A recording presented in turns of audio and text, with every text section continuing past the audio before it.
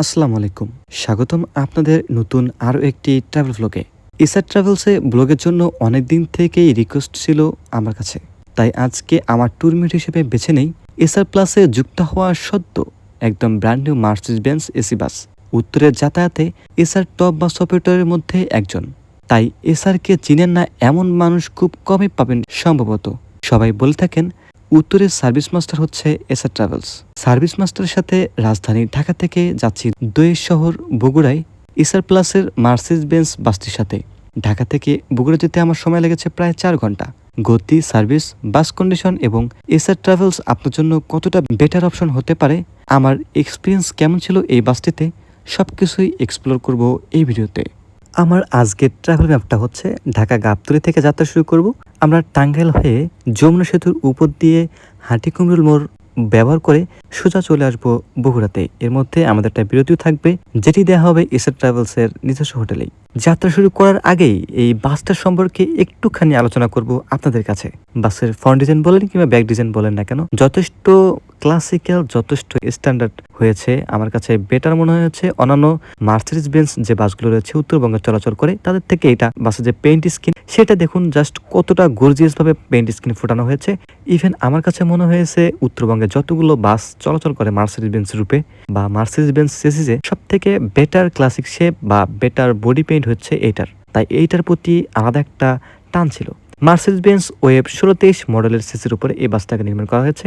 Mainly এটা economy class AC bus, মানে 2 seat, মানে 2x2 সিট দেওয়া হয়েছে। আর আরেকটা বিষয় হচ্ছে এই একই পেইন্টের একই বডি শেপের তারা লেল্যান্ড বাসও বহরযুক্ত করেছে, যার কারণে আপনি বুঝতে পারবেন না যে আসলে এটা লেল্যান্ড বাস নাকি মার্সিডিজ বেঞ্জ বাস। তবে এসআর এর মার্সিডিজ বেঞ্জ বাসগুলোতে এমন একটা মার্সিডিজ বেঞ্জ লোগো দেখতে পারবেন।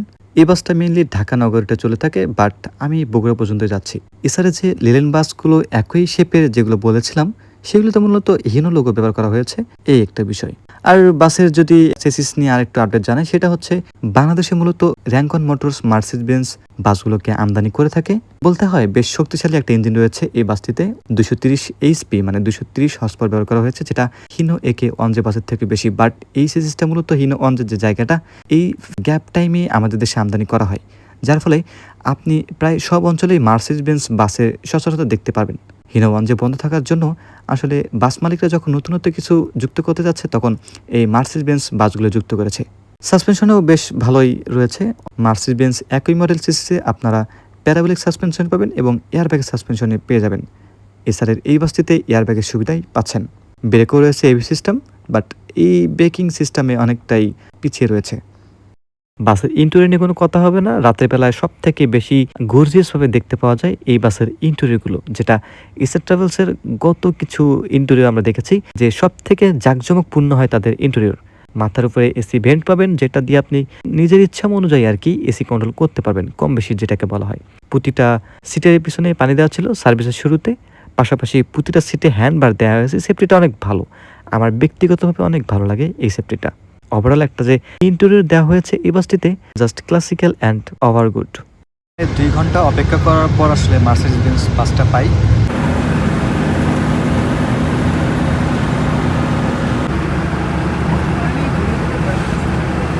যাত্রা বিরতির 25 মিনিট, কোচের গেট সম্পূর্ণ বন্ধ থাকবে।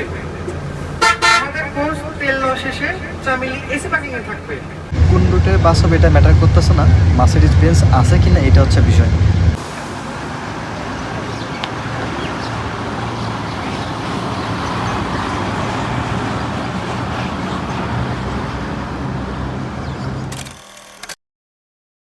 অবস্থান করছি শাহজাহান ফিলিং স্টেশনে। এখান থেকে মেইনলি এসআর ট্রাভেলসের সব ট্রিপ ছেড়ে যায়। এখানে মানিক এক্সপ্রেসের হিনো একে অঞ্চ বাস দেখতে পাচ্ছেন, এসআর ট্রাভেলসের 2টা নন এসি বাস দেখতে পাচ্ছেন। 700 টাকায় টিকিট সংগ্রহ করে আমি অপেক্ষা করতে থাকি বাসের জন্য। এই ছোট্ট কাউন্টার থেকে টিকিট সংগ্রহ করে নিতে হবে আপনাকে। আমাদের ট্যুরমেট মানে আমার ট্যুরমেট এসে পড়ছে অলরেডি। বাট একটা বিষয়ে অনেকে জানেন যে এখন কিন্তু টাউনের ভিতরে বড় বাস ঢুকতে দিচ্ছে না, মানে কল্যাণপুর, শ্যামলী এই জায়গাগুলোতে বড় বাস ঢুকতে পারছে না। সেদিক থেকে কোস্টার বাসগুলোতে যে যাত্রীগুলো আসবে তারা আসার পর আসলে আমাদের বাস ছাড়া হবে। এখানে 5 মিনিট 10 মিনিট ওয়েট করার মতো আমাদের ব্যবস্থাও ছিল না, দাঁড়িয়ে থেকে আমি ওয়েট করি। ফাইনালি একটা 40 মিনিটে আমাদের বাস ছাড়া হয় শাহজাহান পাম্প থেকে। এবং আমার টাইম দেওয়া ছিল 1:25। 5, 10, 15 মিনিট একটু লেট হয়ে যায় জাস্ট ওই কাহিনীর জন্য আর কি, যে কোস্টার থেকে বাসের যাত্রী আসবে, তারা আসলে বাস ছেড়ে দেওয়া হবে, এই বিষয়টার জন্য লেট হয়ে যায়। এরপরে আমরা একের পর এক গাবতলী মাজার রোড, সোহাগ পাম্প পার হচ্ছি, দেখতে পাচ্ছেন গাবতলী বাস টার্মিনাল পার হচ্ছি। পর্বত ক্রস করে আমরা সোজা চলে যাব চন্দ্রাতে। এই টাইমটা আসলে টাউনের ভিতরে থাকা হবে চন্দ্রা পর্যন্ত, যাত্রী উঠাবে।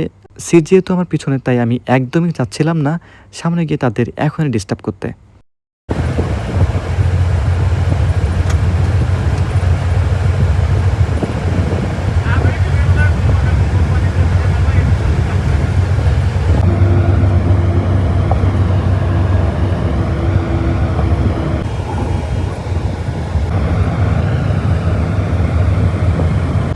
প্রায় 2 ঘন্টা অপেক্ষা করার পর আসলে মার্সিডিজ বেঞ্জ বাসটা পাই।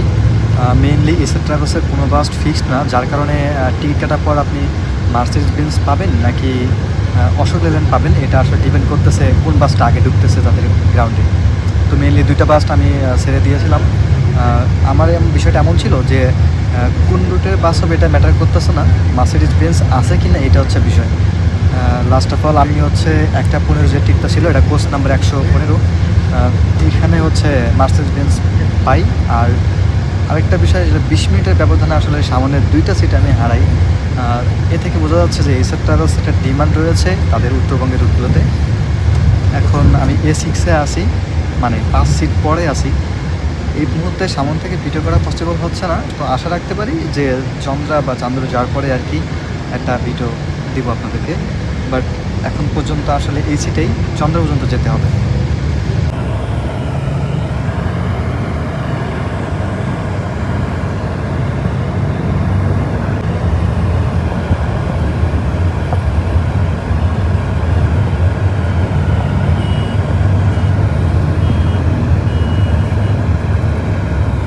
এরপরে আমরা চলে আসি চন্দ্রতে। আর এখানে আমাদের বাস ঢাকা টাঙ্গাইল মহাসড়কে চলতে থাকে। একটু পথ যাবার পরে আমাদের বাস চেক দিচ্ছেন কোম্পানির একজন চেকার। অতিরিক্ত যাত্রী নেওয়া হয়েছে কিনা সে বিষয়টি, পাশাপাশি অন্যান্য সিকিউরিটি চেক দিয়ে থাকেন কোম্পানির এই চেকারগণ। এখন আমাদের বাস ঢাকা টাঙ্গাইল মহাসড়কে ছুটে চলতেছে।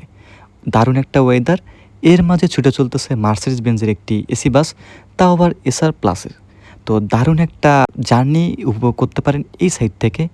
যেমনটা আমি এখন নর্মাল সাউন্ড দেব, সব কিছু নর্মাল থাকবে, জাস্ট আপনারা এনজয় করবেন। আমি ফুটপ্লেস পর্যন্ত আসলে খুব কম কথা বলবো, জাস্ট 2-1টা জায়গায় হয়তো বা আপনাদেরকে একটু বিশ্লেষণ করে দেব, দ্যাটস ইট। বাদবাকি পুরোটা আপনি অরিজিনাল সাউন্ডে শুনতে পারেন। এবং বাসের গতি কত ছিল এটা অবশ্যই আমাকে কমেন্টে জানাবেন, যে আসলে বাসের গতি কত ছিল এই টাইমে।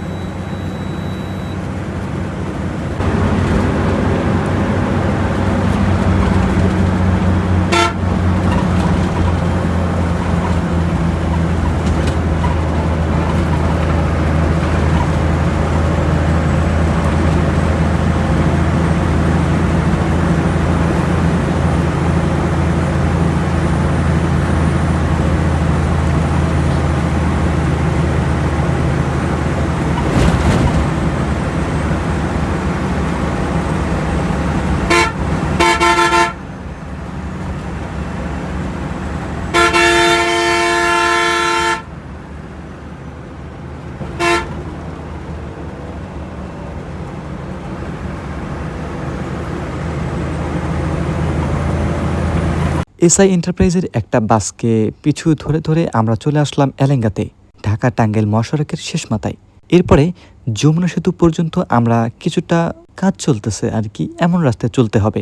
এরপরে যমুনা সেতু ক্রস করার পরে আবার উত্তরবঙ্গে নতুন যে সয়লেন রাস্তা হয়েছে, দারুণ রাস্তা, সেই রাস্তায় ছুটে চলবো। বাট এই এলেঙ্গা থেকে যমুনা সেতুর আগ পর্যন্ত একটু রাস্তার কাজ চলতেছে, যার কারণে ব্যাড ইফেক্ট পড়তে পারে, বাট এইটাও এনজয় করতে পারেন।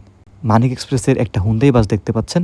মেনলি বগুড়াতে দুইটাই টপ বাস অপারেটর, সেটা হচ্ছে এসআর এবং মানিক। এসি সার্ভিসের ক্ষেত্রে কেউ কোনো কমতি রাখতে চায় না, এই দিকটা অনেক ভালো।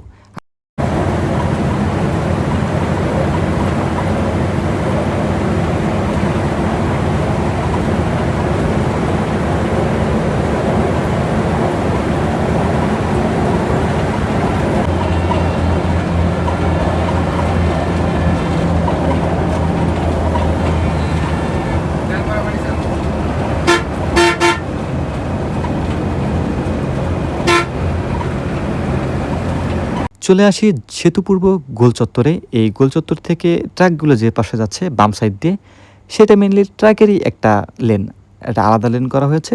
আমাদের বাসের জন্য এই আলাদা লেনটা করা হচ্ছে, যেটাতে আমরা যাচ্ছি। ১,০০০ টাকা টোল দিতে হবে এই সেতুটুকু ক্রস করার জন্য। তবে সেতুর উপরে ঘটে যায় দারুণ এক ভয়ঙ্কর অভিজ্ঞতা। সেটা হচ্ছে সেনাবাহিনীদের একটা লরি যাচ্ছে, বিশাল লরি, যেটা যমুনা সেতুর একদম পরিমাপ মতো জায়গা নিয়ে যাচ্ছে, যে ওইটাকে আমরা কোনোভাবে ওভারটেক করতে পারতেছি না। তো এইখানে আমাদের ২০ মিনিটের মতো বা ২৫ মিনিটের মতো একটা টাইম ওয়েস্ট হয়ে যায়, কেননা বাস আমাদের ওইটার পিছনে যখন চলতে থাকে তখন দেখা যায় খুব স্লো, ৪০-৪৫ এমন স্পিড ধরে চলতে থাকে। আপনার হয়তো বা লরিটাকে দেখলে বুঝতে পারবেন যে আসলে কতটা সময় বা কোনোভাবে ওভারটেক করা যাচ্ছিল না কেন।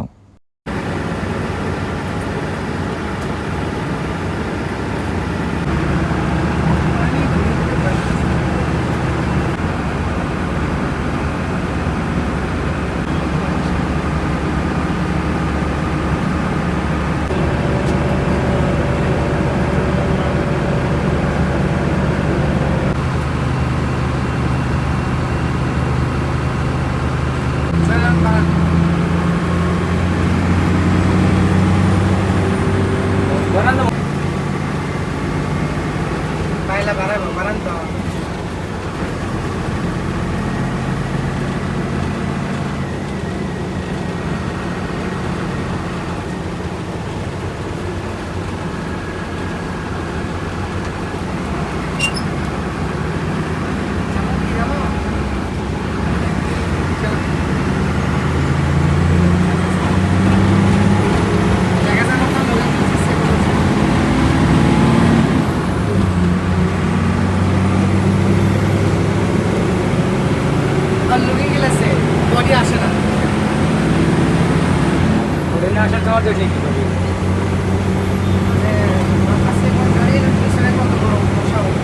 সেনাবাহিনীর এই লম্বা চওড়া লরিকে ওভারটেক করে আমরা এখন সেতু পশ্চিমে চলে আসছি। এখানে আরেকটি গোলচত্বর রয়েছে, গোলচত্বর ক্রস করেই উত্তরে যে নতুন ছয়লেন রাস্তা হয়েছে সেই রাস্তায় চলতে থাকবো।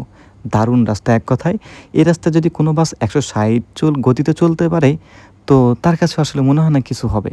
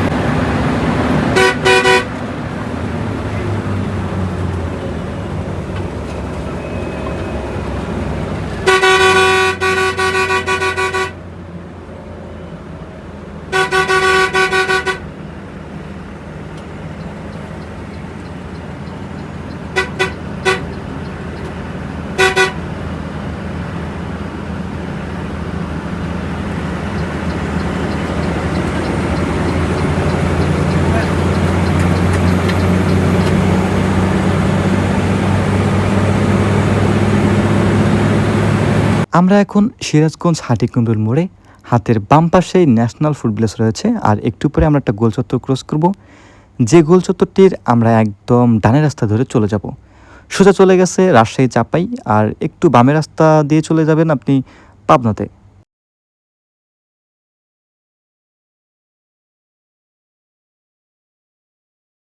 আর একটু পরে আমাদেরকে দেয়া হবে ফুড ভিলেজের যাত্রীবিরতি, যেটি এসআর ট্রাভেলসের বা এসআর প্লাসের নিজস্ব মালিকানাধীন হোটেল। এইখানে আমাদের গাইড সাহেব যিনি রয়েছেন, উনি আসলে ব্রিফিং দেওয়ার জন্য একটা প্রস্তুতি নিচ্ছিলেন, সুন্দর একটা ব্রিফিং দিয়েছিলেন, চাইলে আপনারা শুনতে পারেন। সম্মানিত যাত্রী মহোদয়, আসসালামু আলাইকুম। হোটেল ফুড ভিলেজের যাত্রা বিরতি 25 মিনিট। 25 মিনিটের মধ্যে আপনাদের প্রয়োজনীয়তা সম্পন্ন করে নিজ নিজ আসন গ্রহণ করবেন। আমাদের কোচ নাম্বার 5457। কোচের ভিতরে হ্যান্ডব্যাগ ও ট্যাগ ছেঁড়া মালামাল নিজ নিজ দায়িত্বে রাখার জন্য বিনীতভাবে অনুরোধ রইল। নির্ধারিত যাত্রা বিরতি 25 মিনিট। কোচের গেট সম্পূর্ণ বন্ধ থাকবে। আমাদের কোচ তেল দেওয়া শেষে চামিলি এসি পার্কিং এ থাকবে। ধন্যবাদ।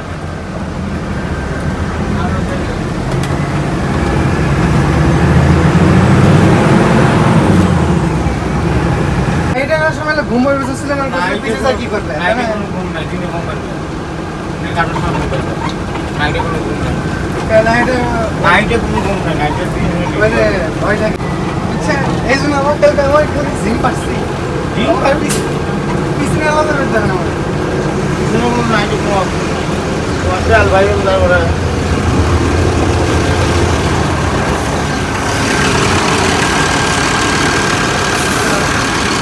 আলহামরা পরিবহনের হিনো একে অনজে বাস, যেটি যাচ্ছে গাইবান্ধার উদ্দেশ্যে, ঢাকা থেকে আসছে এটা। আর বাদ বাকি সব বাস এখন ব্রেকে রয়েছে, আমাদের বাসও ব্রেকে রয়েছে। তবে ফুড ভিলেজের অন্যতম একটা আকর্ষণীয় বিষয় হচ্ছে এই কারটা, একটা কলকাতা ভাইব আয়না দেয় আর কি। আর এদিকে এখন মাঠ একদম ফাঁকা। কোন্দায়ের এই পেইন্ট ভালোই লাগে আমার কাছে। এসআর প্লাসের যে বাসটি আসতেছে, এটা আমার ট্যুরমেট টেলনে শেষ করে পার্কিংয়ে চলে আসতেছে। আর আউটলুকে দেখুন একটা বাসকে কতটা কিউট লাগতেছে, পেইন্ট স্ক্রিনের সাথে ফ্রন্ট শেপ ব্যাক শেপ একদম মিলিয়ে গেছে। আমাদের 25 মিনিটের যাত্রাবিরতির কথা বলা হলেও আসলে 40 মিনিট লেগে যায়, এটা সচরাচর সব বাচ্চাই দেখা যায়। বিশেষ করে অন্যান্য টাইম মেনটেন করলে আসলে ফুড ভিলেজে বা যেখানে ব্রেক দেখতে না কেন বাস, এই যাত্রাবিরতির টাইমটা মেনটেন করতে অনেক কষ্টকর হয়ে যায়, কারণ এক একজন এক এক টাইম ভ্যালু হিসেবে চলাচল করে থাকে। বাট এদিকে আমরা না যাই, বাদ বাকি এখন যাত্রা শুরু করি। এখন আছি শেরপুরে, এটা হচ্ছে দই মিষ্টির জন্য বিখ্যাত একটা জায়গা। আর এখান থেকে বগুড়া যেতে সর্বোচ্চ 1 ঘন্টা লাগবে, আর কমও লাগতে পারে। তো এই টাইমে আমি চাচ্ছিলাম না যে আবার সামনে যাই, এখান থেকে কিছুটা ফুটেজ দেখানোর চেষ্টা করতেছে আপনাদের। হয়তো স্পষ্ট দেখতে পাচ্ছেন অনেকটা রাস্তা ঠিক কেমনই। আর কিছুক্ষণের মধ্যে আমি নেমে যাব বগুড়াতে।